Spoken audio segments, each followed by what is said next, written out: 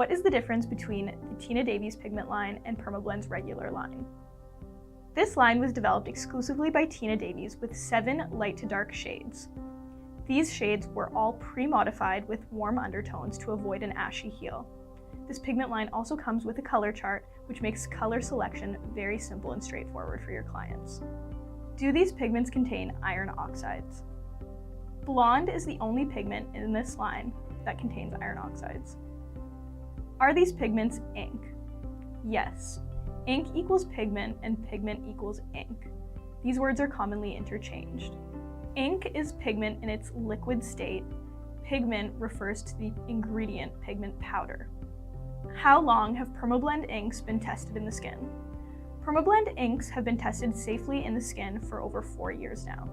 Tina Davies has been testing her line for over 2 years now. Can I get laser removal with this pigment line? Yes, you can, but saline is a much safer and more effective option. Where were these pigments made? These pigments were made in the United States. Sign up for our newsletter to get exclusive updates on Tina Davies' color selection course coming this fall. The link is in the description box.